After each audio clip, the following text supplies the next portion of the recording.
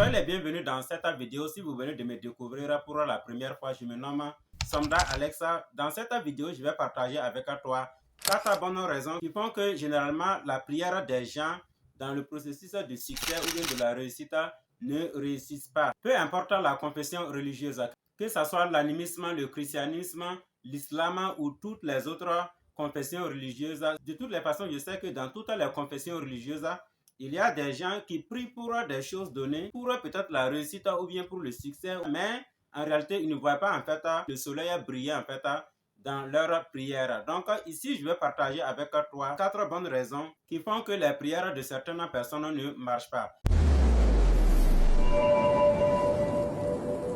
Donc la première raison, c'est l'imprécision. Qu'est-ce que j'appelle l'imprécision ici? C'est le fait en fait de prier par exemple de façon vague, de prier sans objectif, de prier sans but précis. Par exemple, je viens de parler de succès. Vous avez dû remarquer qu'en réalité, je n'ai pas parlé de quelque chose de précis. Parce que si je parlais en fait de quelque chose de précis, en réalité, cette vidéo n'aurait plus son sens d'être. Donc, le fait que les gens prient, généralement, en fait, pour le succès, ça peut être le succès dans tel ou tel domaine, mais en fait, souvent, il n'y a pas de précision. Si, par exemple, vous êtes un candidat à un examen donné, et dans vos prières, par exemple, vous dites simplement que vous voulez réussir. Mais vous voulez réussir à quoi?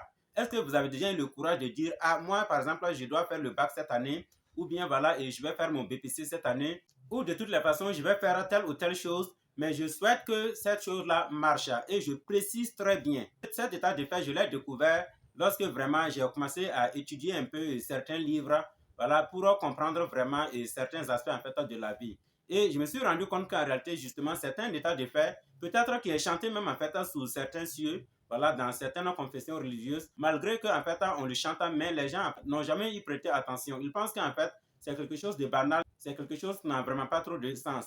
Alors que la prière sans précision ne va jamais marcher. Une prière vague ne marche pas. Parce que l'univers ne sait pas en réalité ce pourquoi en fait tu pries. Tu pries pour le succès. Le succès pourquoi? Si par exemple tu dis que toi tu pries pour avoir beaucoup d'argent, mais le mot beaucoup là, quel est le sens en fait de beaucoup? En réalité, beaucoup veut dire nul. Parce que si je dis beaucoup, sans rien dire en fait, il y a nul. Tu vois même que dans le mot beaucoup, au milieu il y a zéro. Il faut être précis. Tu veux 1 million, tu veux 2 millions, tu veux par exemple telle chose, tu veux telle chose de façon précise. Mais ça ne suffit pas, il faut mettre en application une deuxième étape, sinon ta prière va toujours échouer. Et cette deuxième condition qu'il faut vraiment rompre afin que ta prière en fait puisse marcher, sinon ça ne marchera pas. Il s'agit en fait de la prière dans la peur. Alors, il faut savoir que la peur constitue en réalité l'ennemi numéro 1 de toute chose sur cette terre.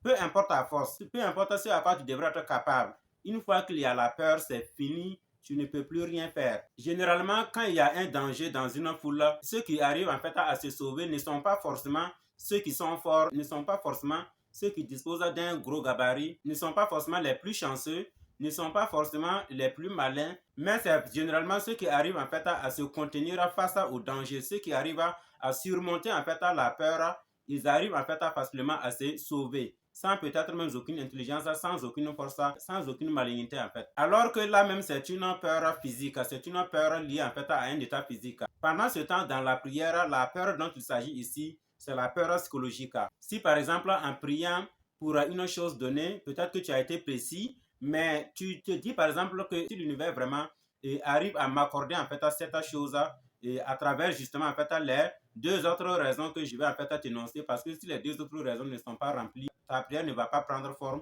Alors si par exemple en te disant que si toi tu obtiens telle chose, est-ce que les gens ne vont pas dire ceci ou cela de toi? Par exemple en priant pour avoir 1 million de dollars et que tu te poses les questions, si moi j'ai 1 million de dollars aujourd'hui, est-ce que les gens ne vont pas me critiquer, les gens ne vont pas dire moi j'ai fait ci, moi j'ai fait ça, peut-être voilà, je suis rentré dans des marboutages ou trucs. Dès que tu mets ça en tête, sache que c'est fini, ça ne va pas réussir parce que déjà tu te contredis même en fait dans le processus. C'est-à-dire que tu pries pour une chose, mais en fait tu émets des réserves, tu émets des doutes en te disant que si jamais par exemple j'atteins tel objectif, est-ce que. Et en ce moment du coup c'est une contradiction totale, donc la prière est vaine dans ce sens. Maintenant, nous allons aller voir la troisième raison qui fait que généralement, les gens prient sans succès. Là, c'est une raison vraiment très, très capitale et je suis sûr que tu vas l'accorder avec moi. Il s'agit de l'inaction.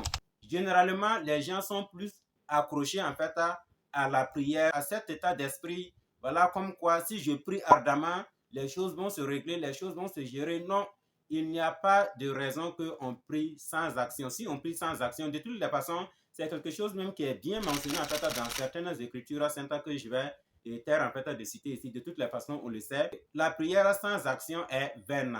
Donc, lorsqu'on prie, en temps normal, c'est dans les actions en fait que les résultats vont maintenant venir. Mais quand on prie, on reste intact, on reste sans rien faire, ma foi, rien ne va en fait se produire. Et on passera le temps en fait à s'accroupir, à se déguiser en commandaire devant l'univers. Et les choses ne vont jamais en fait prospérer. On va penser que non, peut-être on a dû faire quelque chose de très mauvais dans sa vie sans se rendre compte. Mais en réalité, il n'en est rien. Premièrement, tu as prié sans but précis. Deuxièmement, tu as prié dans la peur.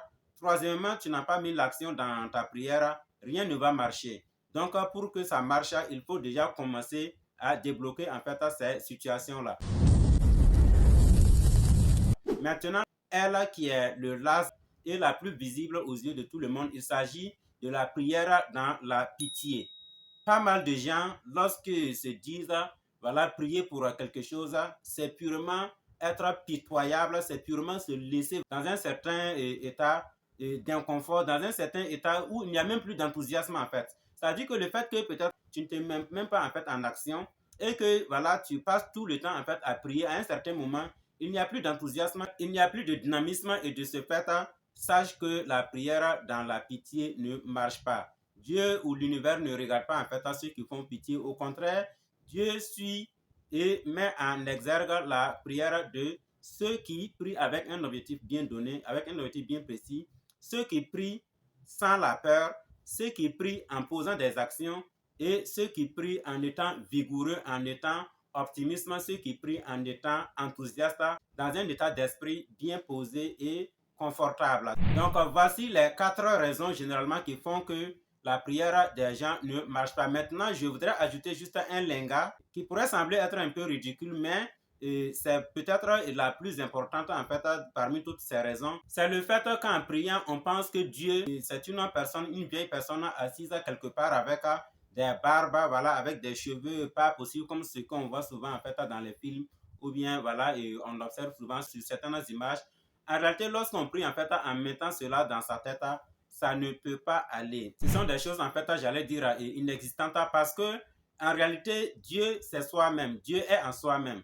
Donc, lorsqu'on prie en réalité, on doit en fait se mettre à l'esprit que on est en train en fait de se forger dans le processus de la créativité. Puisqu'il est bien visible que quand on est petit, on croit, on grandit, ensuite on décroît et puis on disparaît. Donc, on doit savoir qu'en fait, c'est un processus événementiel, c'est un processus qu'il faut suivre. Et donc, ce processus est un processus dynamique en fait. Même en fait, après la mort, le processus reste toujours dynamique. Je ne sais pas si on revient ou pas. Je ne sais pas vraiment si on meurt, on part ça et là. Mais il faut savoir que dans la mesure où à chaque fois que quelqu'un meurt, peut-être quelque part, quelqu'un est né, ou même si ces événements ne se coïncident pas, mais le fait que le processus d'existence semble être illimité, semble être infini, on doit penser en réalité que c'est un processus dynamique. Et donc, c'est ce processus dynamique-là qu'on doit en réalité préparer, qu'on doit en fait oindre, qu'on doit vraiment fortifier et arriver maintenant à dégager en fait une certaine énergie vis-à-vis de ce que nous voulons, vis-à-vis de nos attentes. Et c'est par là que les résultats seront vraiment fantastiques à notre niveau. Donc, voilà ce que j'avais à partager avec toi dans cette vidéo. Dis-moi surtout en commentaire ce que tu as pensé et partage également au maximum cette vidéo. N'oublie surtout pas à me laisser un gros pouce bleu pour permettre à booster cette chaîne. Merci et à bientôt. Bye.